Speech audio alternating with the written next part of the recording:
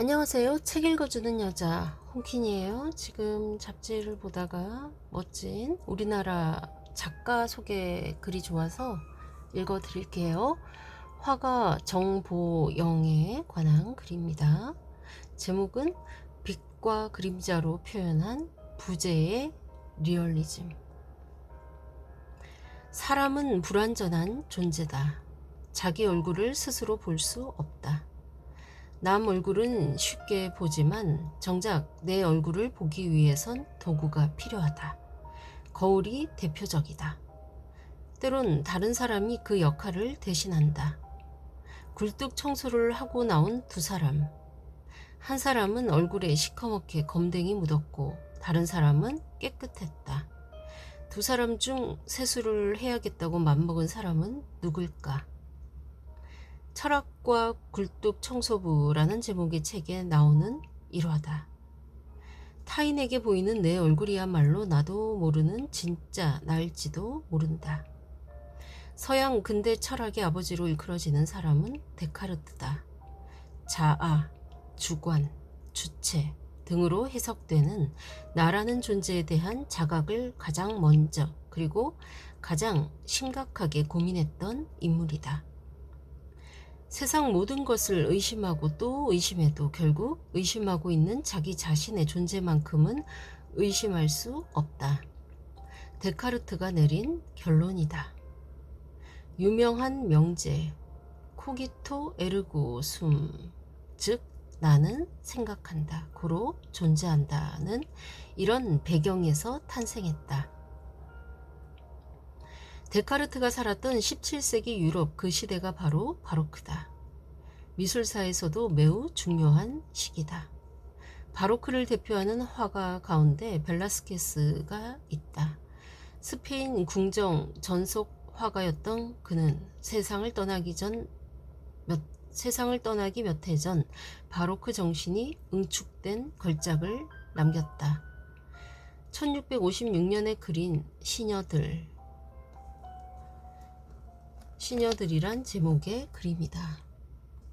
역사상 이 작품만큼 해석이 분분한 경우도 없다. 그림 속 등장인물 9명, 사실은 11명. 모두 실존 인물이고 특히 왼쪽에 팔레트와 붓을 들고 캔버스 앞에 서 있는 사람이 벨라스케스다. 얼핏 보면 가운데 서 있는 어린 공주가 주인공처럼 보인다. 하지만 진짜 주인공은 그림밖에 없다. 공주 뒤쪽 작은 거울에 비친 왕 부부의 모습이 살짝 보인다. 그들이 진짜 주인공이다. 화면 왼쪽의 일부분만 보이는 캔버스에 주목하라. 아마도 캔버스 앞면에는 이 그림의 모델, 즉 왕 부부의 모습이 그려져 있을 게다.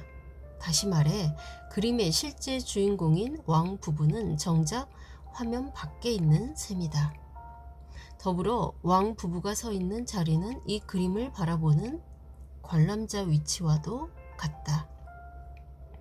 이와 같이 벨라스케스는 관람객이 보는 그림 속 현장과 그림 속 인물이 그림 밖 세계를 바라보는 장면을 한 화면에 동시에 표현한 것이다. 그러면서 자신의 모습을 당당하게 그림 속에 등장시킴으로써 이 그림의 진정한 주인공은 나, 즉 나 화가라는 것을 은연중에 드러낸다. 화가야말로 실제와 환영의 세계를 자유자재로 창조할 수 있는 위대한 창조주임을 주장한다.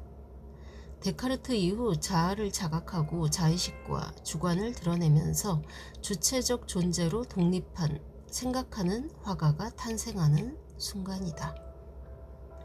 화가 정보영은 바로크 회화의 전통을 이 시대에 걸맞게 해석하고 계승하는 작가다. 이해를 돕고자 먼저 작가의 박사 학위 논문 일부분을 발췌해 소개한다. 논문 제목은 현대 회화의 공간 재현과 실제의 부재다.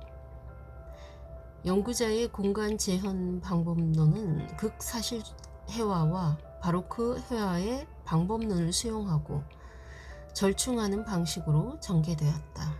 이 일환으로 사물의 경계를 명확히 보여주는 대신 어두움의 층과 시간과 사건의 도입으로 사물의 경계를 불투명하게 함으로써 화면 너머 가상의 침잠 지점을 강조하였다. 이 지점이 부재의 현존을 위한 필요 불가결한 것으로 연구자의 재현의 핵심임을 밝힌다. 이를 요약해서 부재의 리얼리즘의 한 유형으로 간주했다. 벨라스케스 그림과 달리 정보형 그림엔 인물이 전혀 등장하지 않는다. 공연이 끝난 무대처럼 텅 빈 공간만 그린다. 거울과 인물의 시선, 위치 등이 벨라스케스 그림을 해석하는 단서였다면 정보형 그림에선 창문과 촛불, 의자, 가구, 유리병, 오르골 같은 오브제가 그것을 대신한다. 빛과 그림자로 절묘하게 표현된 이런 이미지를 통해 누군가 공간 속에 남긴 시간의 흔적과 채취가 느껴진다.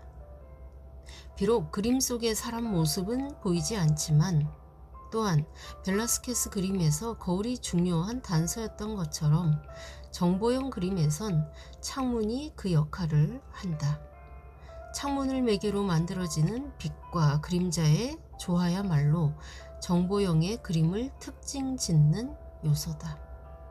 밝음과 어둠의 표상인 빛과 그림자는 2차원 평면 위에 3차원 공간의 일루전, 즉 환상을 구현한다. 이는 부재를 통해 현존을 표현하는 부재의 리얼리즘을 위한 도구인 셈이다. 정보형은 평면 회화만을 올곧게 추구하는 화가다. 회화에 대한 학술적 탐구와 전통 유화 기법을 능숙하게 발휘할 줄 아는 보기 드문 작가다. 문물을 겸비한 선비 같다고나 할까? 작품을 실제 보면 완벽할 정도로 놀라운 완성도를 확인할 수 있다. 특유의 차분한 색채와 군더더기 없이 축적된 밀도 높은 붓질은 그림 표면의 깊이를 더한다. 미술 시장에서 좋은 평가를 받는 이유이기도 하다. 작가는 최근 중앙대학교 예술대학 미술학부 서양학과 교수로 부임했다. 네, 이상입니다. 이 글은 건국대 현대미술학과 겸임교수인 이준희 님의 멋진 작품 설명과 작가 소개 글이었습니다.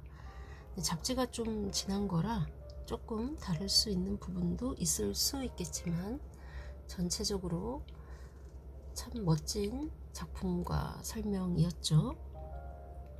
여기에 설명된 작품들 찾아서 보시면서 제가 읽어드리는 거 다시 한번 들으시면 더 좋을 거라 생각됩니다. 지금까지 멋진 글 읽어주는 여자 홍킨이었습니다. 감사합니다.